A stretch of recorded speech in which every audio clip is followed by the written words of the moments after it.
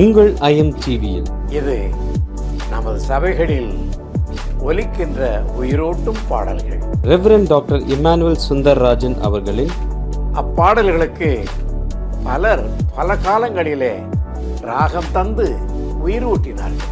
பாடல் பிறந்த கதைகள். பாடல் எழுதினவர்களுடைய வாழ்க்கை வரலாறு நிகழ்ச்சியை கேட்டு பரவசமடையுங்கள். வணக்கம். மறுபடியும் உங்களிடத்தில் நான் அருமையான கதை சரித்திர நிகழ்ச்சிகளை, வாழ்க்கை நிகழ்ச்சிகளை சொல்ல வரும்பொழுது எனக்கு கிடைத்திருக்கிற பாக்கியமாக நினைக்கிறேன். நான் இரவு பகலெல்லாம் இங்கே வருகிற வரைக்கும் ஸ்டுடியோவுக்கு வருகிற வரைக்கும் இதையே நினைத்து கொண்டிருப்பேன்.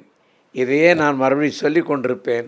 சில சமயம் எங்கள் வீட்டில் ஏதாவது நடந்துக்கும் போது, ஏன்பா எனக்கு ஒரு கதை சொல்லணும் போல் இருக்குது என்று இந்த நான் படித்ததையெல்லாம் அவர்களுக்கு ஞாபகப்படுத்தி என்னுடைய மனைவிக்கு சொல்லுவேன். அதுபோல் என்னால் யோசித்து பார்த்து சொல்கிறதுக்கு இல்லை, படித்ததையெல்லாம் திரும்ப திரும்ப சொல்லி கொண்டு இருப்பேன். நான் போன வாரம் ஒரு சகோதரனை சந்தித்தேன். சகோதரனில் ஒரு டாக்டர், அவர் சந்தித்தேன்.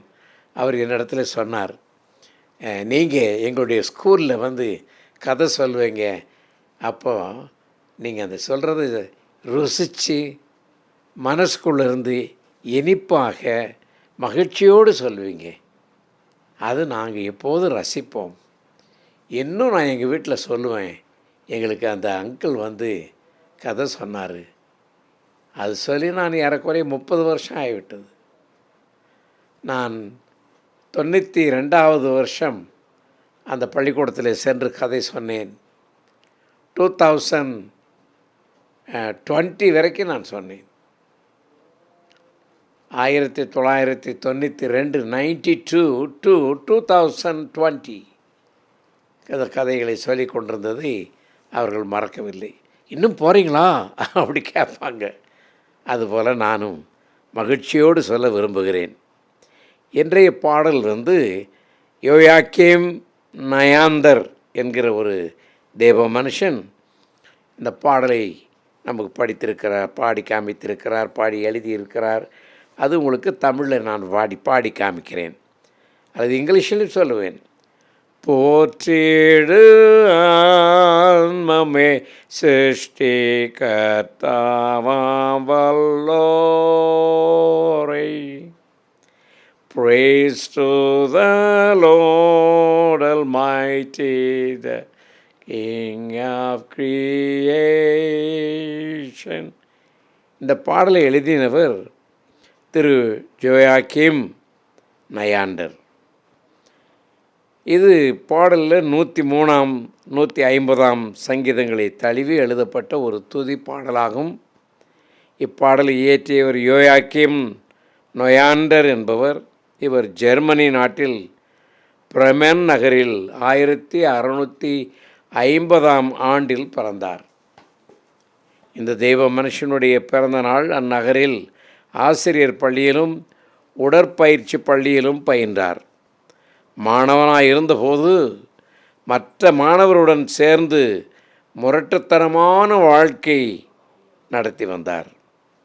கல்வி முடிந்தபின் சில ஆண்டுகள் பிராங்க்பர்ட் நகரிலும் ஹீடல்பர்க் நகரிலும் உதவி ஆசிரியராக பணியாற்றினார். இது நீங்கள் ஞாபகம் வைத்து கொள்ள வேண்டும். பின்னர் 1674ஆம் டூசல்டார்ஃப் நகரில் உள்ள ஒரு பள்ளியில் தலைமை ஆசிரியராக உழைத்தார். இவர் மார்ட்டின் லூத்தர் ஆரம்பித்திருந்த சீர்திருத்த சபையில் சேர்ந்து அதன் உதவி போதகராகவும் பணியாற்றினார். சில காலத்திற்கு பின் அவருக்கும் பள்ளி நிர்வாகிகளுக்கும் இடையே கிறிஸ்தவ சமய கொள்கைகளை குறித்து கடுமையான கருத்து வேறுபாடு ஆகிவிட்டது. திருச்சபைக்கு கட்டுப்படாமல் தாமாகவே ஜெபக்கூட்டங்கள் நடத்தியும் ஆலயத்தில் நற்கருணையில் பங்கெடுக்காமலும் இருந்ததால் பள்ளியை நிர்வகித்த சபை தலைவர்கள் அவரை ஒரு விசாரணை மண்டபத்திற்கு அழைத்து சிறிது காலம் வேலையிலிருந்து நீக்கினார்கள்.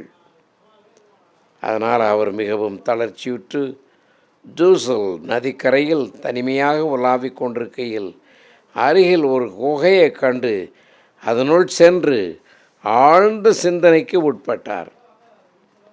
தனது கிறிஸ்தவ அனுபவங்கள் மற்ற எல்லாருடைய அனுபவங்களை விட சிறந்தவையே என நம்பினார். தனக்கு செய்த ஏராளமான நன்மைகள் ஞாபகத்துக்கு வரவே அவர் போற்றிடு ஆன்மமே என்று சொல்ல நேர்ந்தது. அங்கிருந்து அது முதல் அவர் ஜெர்மன் மொழியில் எழுதப்பட்டிருக்க சுமார் 200 ஆண்டுகளுக்கு பின் கேத்ரின் விங்வர்த் அம்மையாரால் ஆங்கிலத்தில் மொழிபெயர்க்கப்பட்டது. 200 ஆண்டுகளுக்கு அப்புறம். யோவாக்கிம் நொயாண்டர் ஒரு சிறந்த கல்விமான். திருமறையை குறித்த அறிவிலும் சங்கீத ஞானத்திலும் கவித்திறனிலும் அவர் கீர்த்தி வாய்ந்தவர். அவர் எழுதிய பல பாடல்கள் அவர் மரணத்திற்கு பின்புதான் புகழ் பெற்றன. இவற்றை பல ஆண்டுகளுக்கு பின் கேத்ரின் விங்வர்த் அம்மையார் சேகரித்து ஜெர்மன் கீதங்கள் என்னும் பெயருடன் வெளியிட்டார். இவரது இதர பாடல்கள் தமிழில் மொழிபெயர்க்கப்படவில்லை.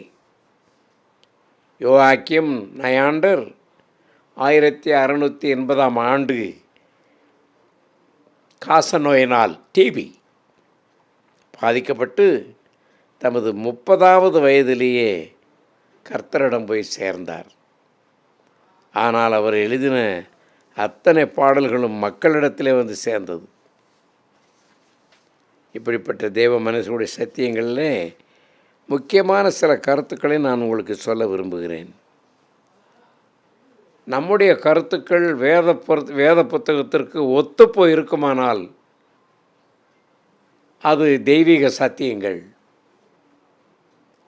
அதை ஒருவேளை பிறர் ஒத்துக்கொள்ளாமல் நீ முரண்பாடாக நீ பேசுகிறாய் என்று சொன்னால் அதற்காக கவலைப்படாதீர்கள். ஏனென்றால் எப்படிப்பட்ட தெய்வீக சத்தியங்கள் தெய்வம் நமக்கு வெளிப்படுத்தி இருந்தால் அதை நீங்கள் கடைப்பிடியுங்கள். அதனால் உங்களை ஒதுக்கி வைத்தாலும் பரவாயில்லை, வேலையில் நிறுத்தினாலும் பரவாயில்லை, நீ கர்த்தருடைய வார்த்தையை நீர் எங்களுக்கு இவ்வளவு வித்தியாசமாக சொன்னாய் என்று அவர்கள் கோபித்து கொண்டாலும் பரவாயில்லை. கர்த்தருடைய வார்த்தை உங்களுக்கு வந்து அது தெய்வீக சத்தியங்கள் வேத வாக்கியங்களுக்கு ஒத்து இருக்குமானால் தலை குனிய வேண்டிய அவசியமே இல்லை. கர்த்தருக்கு மகிழ்ச்சி செலுத்துங்கள். நீங்கள் அப்படிப்பட்ட தெய்வீக சத்தியங்கள் பாடல்களாக நீங்கள் வைத்திருப்பீர்களானால், சத்தியங்கள் நீங்கள் வைத்திருப்பீர்களானால் ஆண்டவருக்கு மகிமை செலுத்துங்கள். அது என்றும் அழிந்து போவதில்லை. 200 வருஷத்திற்கு அப்புறம் இந்த அம்மாள் கேத்ரின் என்பவர்கள் அந்த புத்தகத்தின் அந்த பாடல்களை கண்டுபிடித்து தேடி அவர்கள் இதை இங்கிலீஷிலே மொழிபெயர்த்தார்கள், ஆங்கிலத்தில். அப்படியானால் அது உலகம் முழுவதும் போய் சேர்ந்திருக்கிறது, அழிந்து போகாது. ஆகவே தெய்வ சத்தியங்கள் எழுதி வையுங்கள். அது தெய்வ சத்தியமாக இருக்குமானால் தேவன் அதை விளங்க பண்ணுவார். இதற்காக வேண்டி யாராவது எதிர்த்து பேசுகிறாங்கன்னு சொல்லி இந்த புத்தகத்தை எடுத்து போடாதீர்கள். கர்த்தர் உங்களை ஆசீர்வதிக்கும்படியாக ஒப்பு கொடுங்கள். எனக்கு மிக மகிழ்ச்சியான காரியம் என்ன என்றால், இப்படிப்பட்ட எளிமையானவர்கள் கர்த்தரை தேடி கர்த்தரிலே தழுவி கர்த்தரிலே வாழ்ந்து வெளிப்பாடு பெற்றுக்கொண்ட அந்த சத்தியங்களை எழுதி வைத்தார்கள். அதுதான் அவசியம். நான் அநேக எழுதியிருக்கிறேன், நிறைய போயம்ஸ் எழுதியிருக்கிறேன், இங்கிலீஷில் எழுதியிருக்கிறேன், தமிழில் எழுதியிருக்கிறேன், அநேகத்தை நான் பிரசுரம் செய்திருக்கிறேன். அதற்கு எந்த இம்பார்ட்டன்ஸும் இல்லை. ஆனால் ஒரு நாள் அது கட்டாயம் இம்பார்ட்டன்ஸ் ஆகும். ஒரு சமயம் என்னுடைய மகள், டேடி நீங்கள் எழுதியிருக்க அந்த போயமெல்லாம் பிரிண்ட் பண்ணுங்க டேடி என்று சொன்னாள். எழுதி நான் கம்ப்யூட்டரில் பிரிண்ட் தான் பண்ணி வச்சுருக்கிறேன். அவள் சொன்னது பிரசுரம் செய்யுங்கள், பப்ளிஷைஸ் பண்ணுங்கள் என்று. இந்த ஆலிசன் என்கிற என்னுடைய மகள், அவளை நாங்கள் அல்லி என்று கூப்பிடுவோம். அவளுக்கு தமிழே வராது. அவள் சொல்லுவாள், நான் முடிஞ்சால் எல்லாத்தையும் படித்து முடிச்சுட்டு தமிழை இந்த உலகத்தில் இல்லாமல் அழிச்சிடணும்னு நினச்சி சொல்லுவாள். அவ சொல்கிறா, இல்லை, எந்த மொழியில் இருந்தாலும் அதை எழுதி பத்திரமாய் பாதுகாக்க வேண்டும், அதை பிரிண்ட் பண்ணுங்க டேடி என்று சொல்லுவாள். அதே மாதிரி என்னுடைய சன் கூட சொல்லுவார், டேடி நீங்கள் அதெல்லாம் பிரிண்ட் பண்ணுங்க டேடி, உங்களுடைய வாழ்க்கை சரித்திரத்தையும் அதனால் ஏற்பட்ட அனுபவங்களையும் நீங்கள் என்ன கற்றுக்கொண்டீர்கள் என்பதையும் நீங்கள் பிரிண்ட் பண்ணுங்க டேடி, நான் கூட பிரிண்ட் பண்ணி உங்களுக்கு சப்போர்ட் பண்ணுவேன் என்று. அவர்கள் என்னை சப்போர்ட் பண்ணுறார்கள் இல்லையோ, நான் எழுதிட்டேன். கர்த்தருக்கு மகிமை உண்டாகும்படி எழுதி வைத்திருக்கிறேன். அது அநேகரை தொட வேண்டும், அநேகரை பக்கத்திலே போய் அவர்களை பலப்படுத்த வேண்டும், தேற்ற வேண்டும், அவர்களின் உற்சாகத்தின் ஆவியிலே வளர்க்க வேண்டும் என்று வேண்டுகிறேன். இந்த யோயாக்கீம் நயாண்டர், அருமையான தமிழ் பெயர் மாதிரியே இருக்குது நயாண்டர், ஜெர்மன் வார்த்தை. அப்படிப்பட்ட தெய்வீக வார்த்தைகள் உங்களுக்கு உருவாக வேண்டும் என்று பிரார்த்திக்கிறேன். வணக்கம்.